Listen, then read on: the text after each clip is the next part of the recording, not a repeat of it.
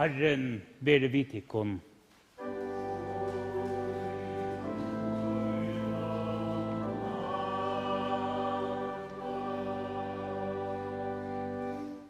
Lætum okkun öll bia. Herra var god, himmelske fægir. Vær tøkkum ter fire, av to av større nai og miskun tøyne, hever endfødd okkun til livande vøvnar, fyrir opprørs Jesu Krist fra deion. Og vær bi om te. Hjelp okkun vi heilig anda tøynon, vi med kjenna kraftena og opprørs hansara.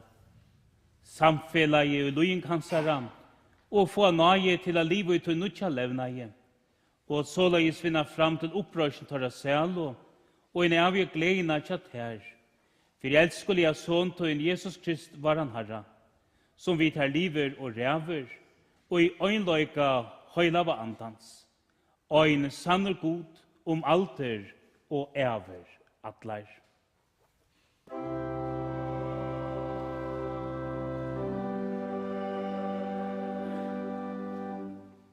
Hesen høyleie lesteren ur salme 73, ørne 24 ut, og gjør det så i Jesu navnet.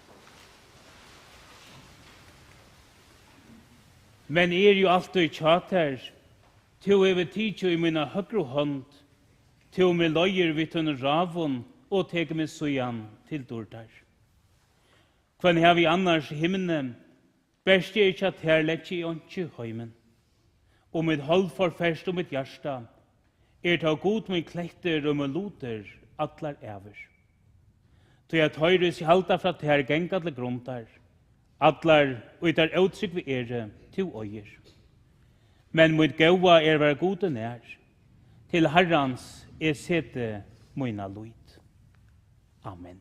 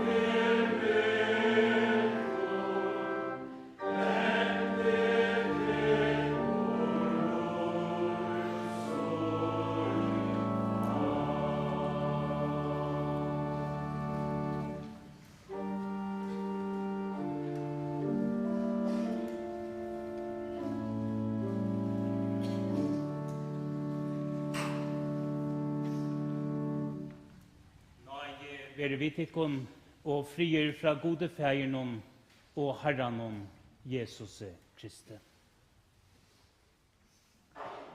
Det kan ikke være sagt, ikke Eibjørg.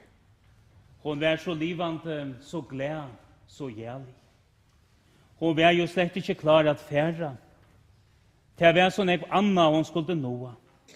Hon hei sånn jeg var atlaner, og jeg var gauar, og hun en mangleie at fortelja. Heita i år familjan atter og atter hava horst. Nu despoine baurust Eibjørg. Nu de kom så brått og så dott. Og en ikke varnast at Eibjørg så brottliga skulle tekast ur tale tar livande.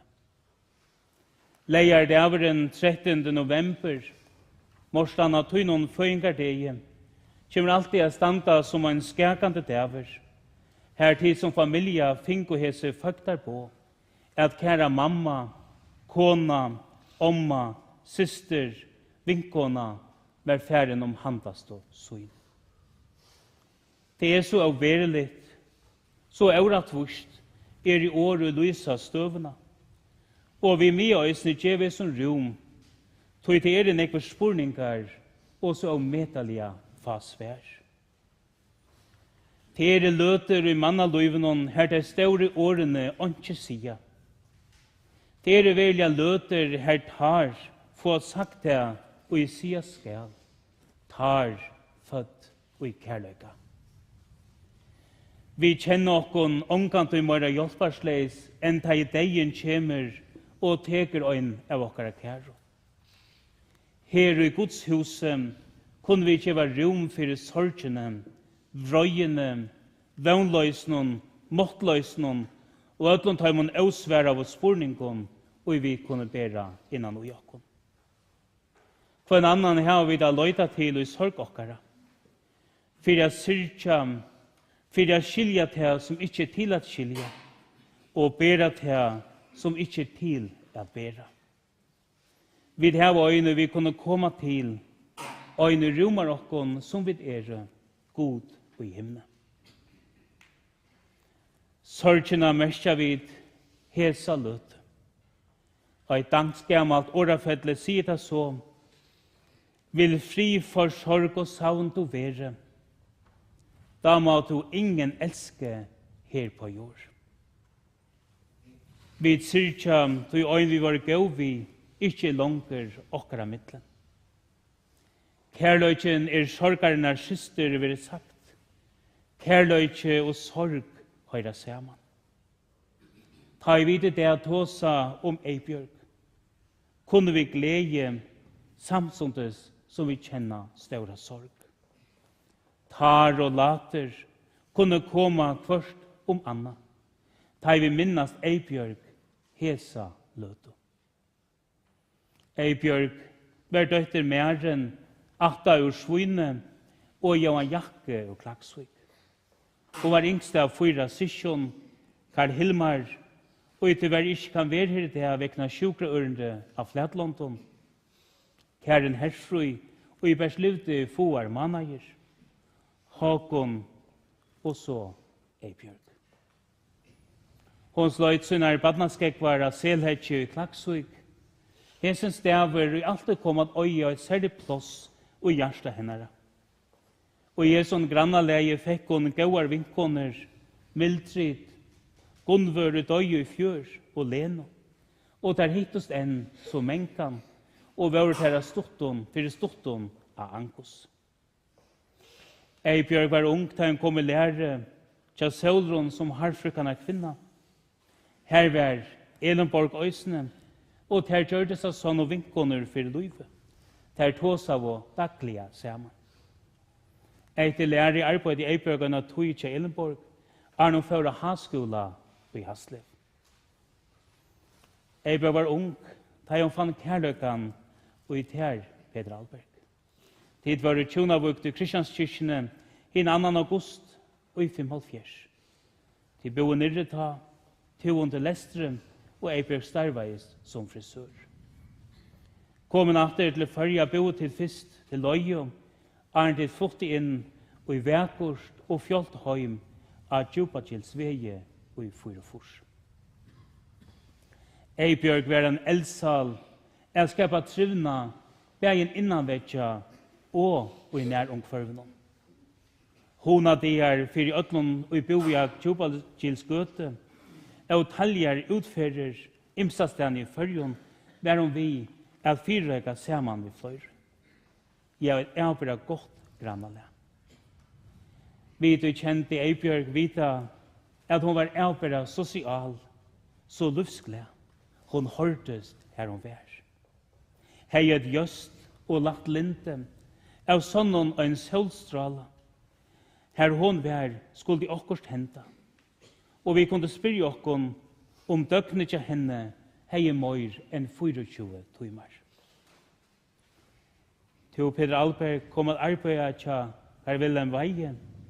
Her stod av og kvinnen her og en bindeklubb, og her var det helt saman til i det. Sjølt om det många sjøjane at til Peter Alberg arbeidde her. Og så ikke gløyma mammabøtjen tja morstane, og jeg har saunas kvannemana og i 20 år. Eibjørg var avbera kreativ, var til at seima, og kunne til vinkoner og familie småflenna, alt til lek, og i Eibjørg hever seima av sine klei. Var til at mala, var til at smuja, ja, så settes hun ikke atter. Så langt hei hun i tjattlaren, og var i her øysene nekver kundar. De som byrja i genga til henne, her tog vi bøttene iver. Og det er ikke alle kundar og i en frisørsalong heim i fyrjon, og jeg var finnes jo heimabæka i kaker heim vi. Så løyes var hon. Jeg ble domte vel at svimja. Hon og vinkkonan Gisla fører mykemåtnar og frutjamåtnar og man i kontatel. Gisla er ofta så med nekvar långter. Arne Eibjørg kom ut i hilen, tog hon skulle prata vi öll. Nu en dagen sier øyn vi Eibjørg, du Eibjørg, arbeider du enn, og var skjøta sværa. Jeg omhugse at fra nere i halva tøy, da jeg var 45. Da jeg var sauna hjem, og i honalige heimetikkere, tåsa jeg ved vindfalt. Her var flere saunaie, bei Bente og Kaja og nekk ånder, og familjen, og til lustig henne firmer så er bra vel. Og så trofast, omsorgene full, gavemild. Ja, hon var satt klister. Hon fikk alt at henga saman. Hon var så honalig, og ikke minst jævlalig. Sias med Eibjørg, bær navnsitt vel. Tog lyda vid i navna bøtjena, mestjer navnet Eibjørg, ei, rydgetømme, og bjørg, hjelpare verge. Det har vært som familie sannlig kjent dette, rydgetømme, verge og hjelp. Eibjørg hei en sterska rattvises kjensle, og et sera størst hjelpsene.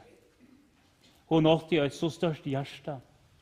Hun var en god hjelp, til at her ifen, da han gjørdes åndsje mever, da Jasmin døye, og jeg finnes at etter vi 3 måneder smaven kjentum. Heimtorra og at Djupagilsvege gjørdes som 8.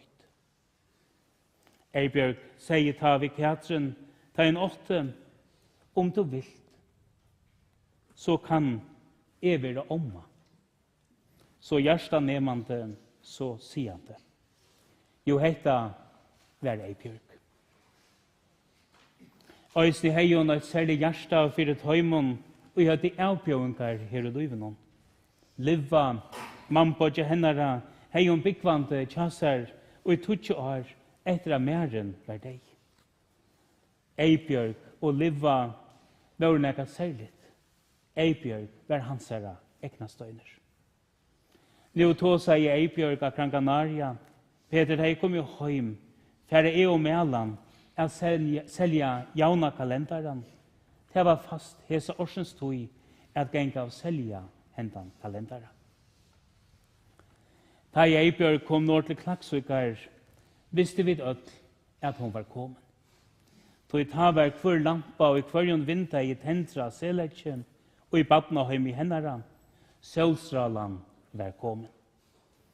Håkon, du lustet deg så vel, og så glæver det varst, da hon kom når, og at hit var det bøyen åman til en bedre bita.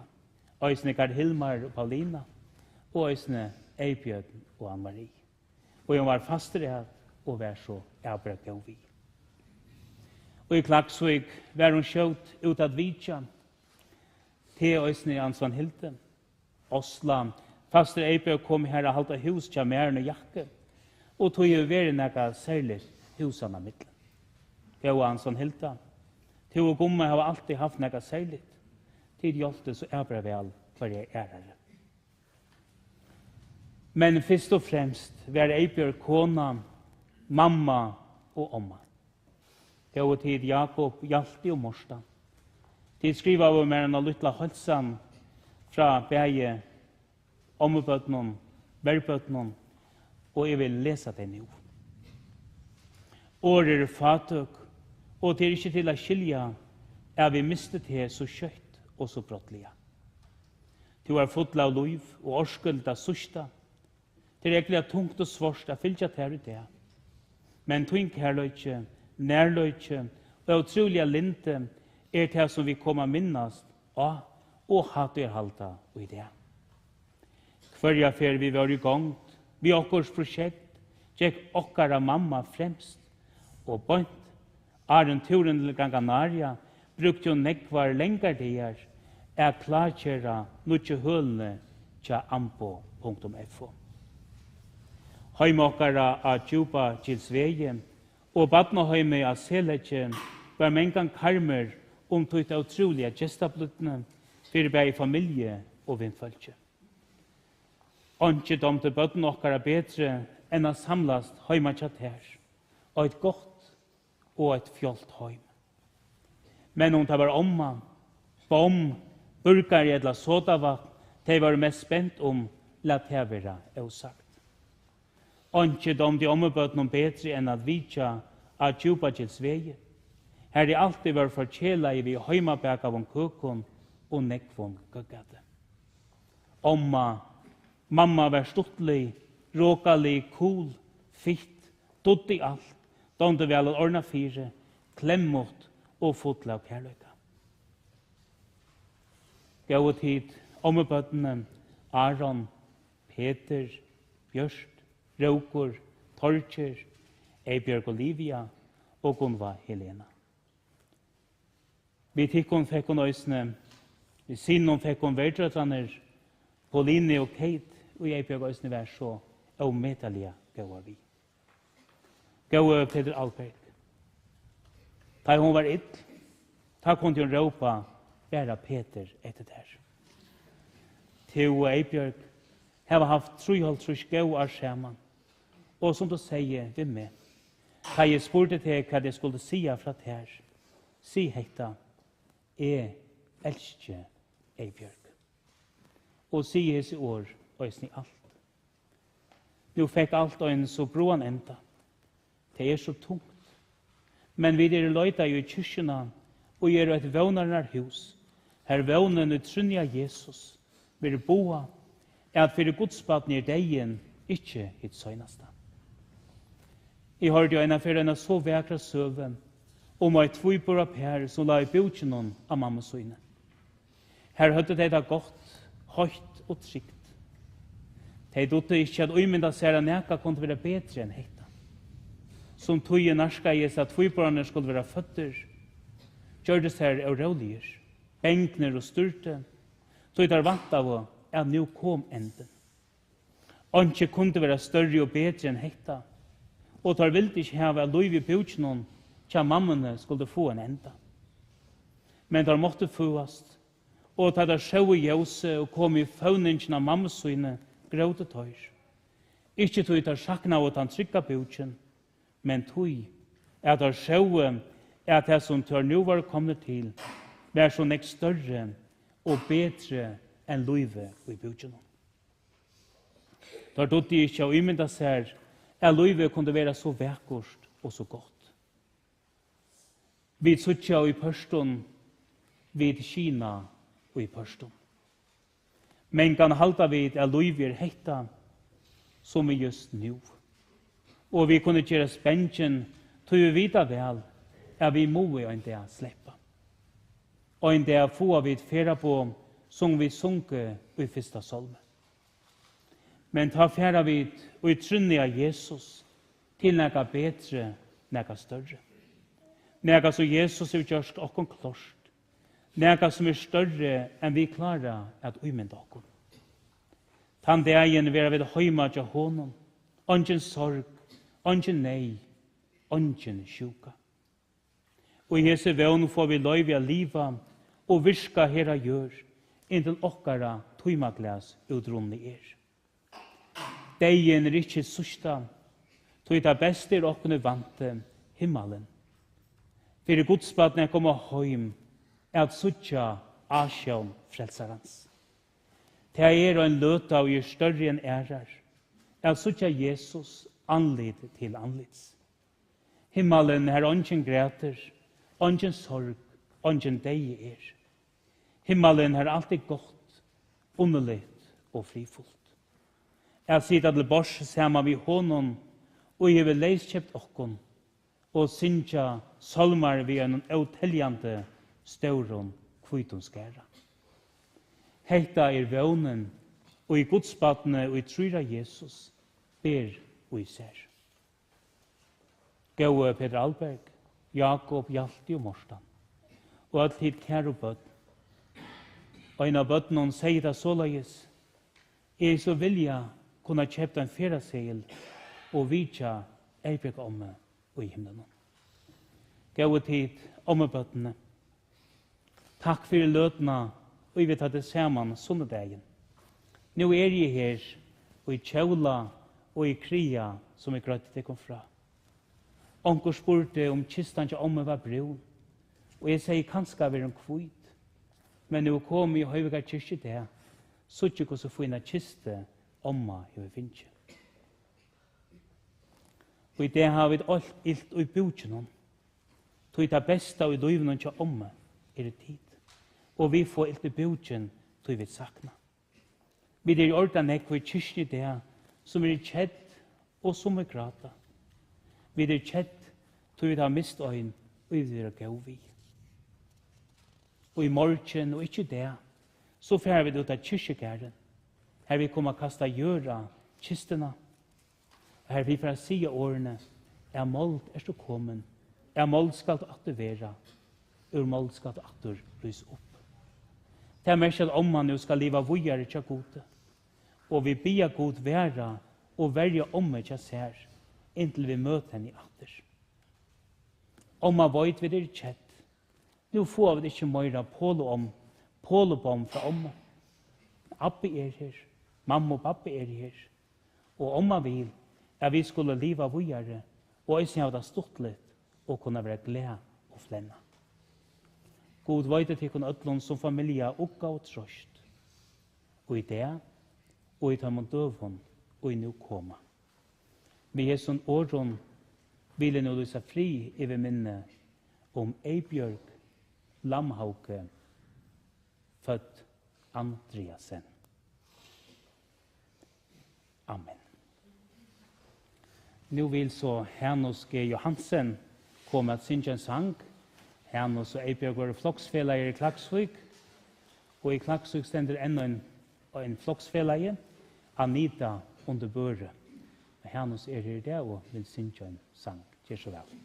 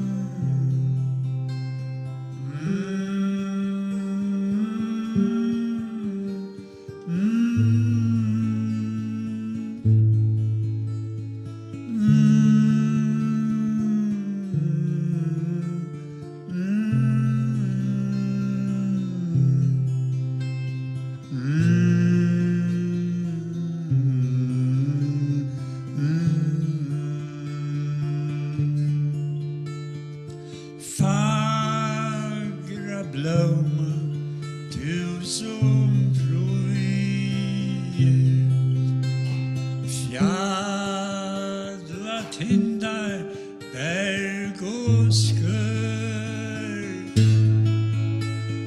bøong og grønnar løyer,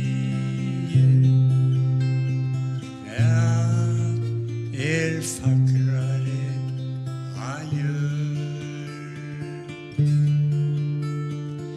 Aina blóm og tau kjenne, fagrast hon av öllum sjálv ei rósan lúgist henni,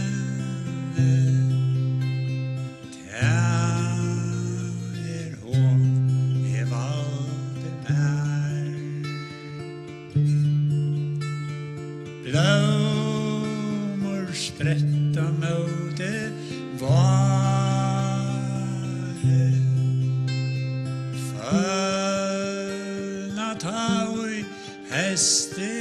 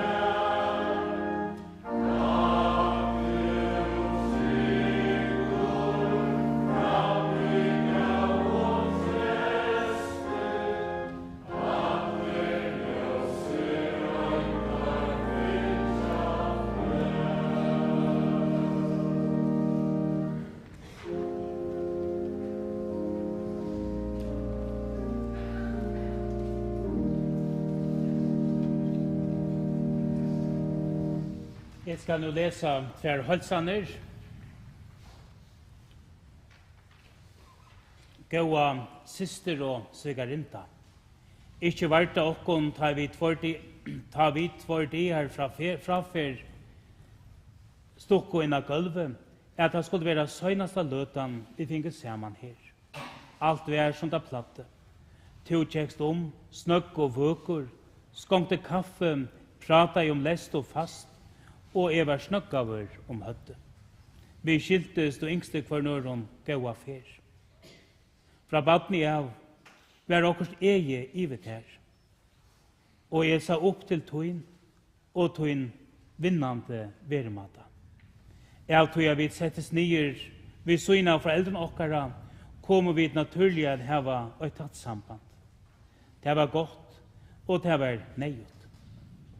Ikke var vi alltid samt, men sysna kærløkken var verande i en samme. Det er tungt, ikke å kunne fylja til her søgnasta stretche, men det er ikke okkara hånden at gjøre av. Vi takkar til her og tøynuna hjärsta for alt godt og i farnare tøy. Men Herren styrkja tikkun öll. Han sjakk og glerfoss, øyrøyna sera gåa, luttla yrking, som er så vikommande just nu. Hvor gronar løy og lagnomans. Tøyn kate hjärsta slotter, ber bo vøvn og ungdomsmått, men mittlom luiv og deia nått er best ein anda drotter. Kvøylu frie, Karl Hilmar, Halsamvik, Karl Hilmar og Paulina. Og så gjerne skal jeg også lese en av Halsan og et brev som du Håkon gav systertøyne i hennara føyngardeg. Jeg vil takka til her for alt du er for meg og åkken ødel. Og så blod du erst å komme inn til. Alt det beste vær sett av båret, men av tøyen er ikke minne blodger. Og jeg vil takka til her fire, at du tøkst her så vel å leve. Etter at foreldrene er ferdig i Herrens henter, kan jeg bare takka for hvor så godt vi har haft det i oppvoksen og søttene og livene. Jeg er egentlig glad for at badnaheimet er i okkara hånden. Det er fløvande at det er i heimna seletje og kom inn i et fjolt heim. Her i havet så nekka og minner fra. Det er også hona litt. Jeg bøttene ikke tikkon vi mekon, og bøttene truvas så vel her. Det sier jeg ståran prysa på. Det er også en frakt av suttja, hvor så vel husene være hilden vil lyka. Haven er også en sera vel hilden, og er øyer Peter Alberg og en av ståra tøyk. Takk av syster for alt. Beste halsaner, Håkon og Amalia. Jeg skal så gjerne vekna familiene takka for alla synda samkjensle og alla ta hjelp okkon vårt disse dier. Takk for bakster, for tikkon og kommet av godt, tid og jeg har ringt og sendt sms'er, allar halsaner hava fjolka. Ein tøkk skal gjeva til sølseter for tikkara hjelp. Ein halsan skal eisne berast Tetur Elitam Olsen preste for gå og trøstaruk år og i kjara kvölde. Takk til kyrkjetjenarnar i kjar og i det, og til Hennos G. Johansen for ebra vekran sang. Som vi sier til henne til bøttene, så vil ikke færre ut av kyrkjegæren i det, men det vil gjørst i morgen. Så nå tar vi til å bygge bøn, og sikningen er lust, synger vi til han søgnas av salmen, så gjerne for familien ut, og vi bøyer synder og så færre tar attaste støvlene først, minnast å halda frastøve, og ødler i bøyen og i erve. Minnes til at halda tilmeldene. Så familien er framme for først ut, så stekker vi da, så begynner vi her atre vi. Tjenerne kommer og hjelper meg at skipa til. Lät om okkon bia saman. Allvaldande færa i himnon, vær tøkkom der fire, Jeg vet i ötlun luton med at alla troa nokkara komma fram fyrir te, og i akadlan bøn vi tøkk. Og for jeg vet hver vi øron med å lova og prysa ter, og vi kjenner okkon navntøyt. Vær bi om te. Gjev okkon vi heile andatøynun alttøy. Jeg bi og sinja fyrir ter i gjørstum varon, og at halga alt som tog i gøsketøyne gjever okkon vi Guds åri og bøn. Og sauna du okkon så ötlun afton, da i sonetøyne Jesus Krist kjemmer atter. Jeg vet saman vi ötlun ønglun med å gjeva ter rattvis høyleie feir, signing og æro, høyer og mått, alder og æver, atler.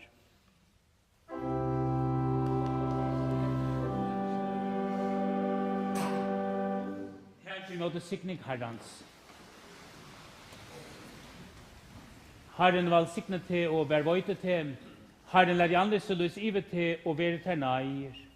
Herren litt opp ansjansnive til og gjeve til her fri.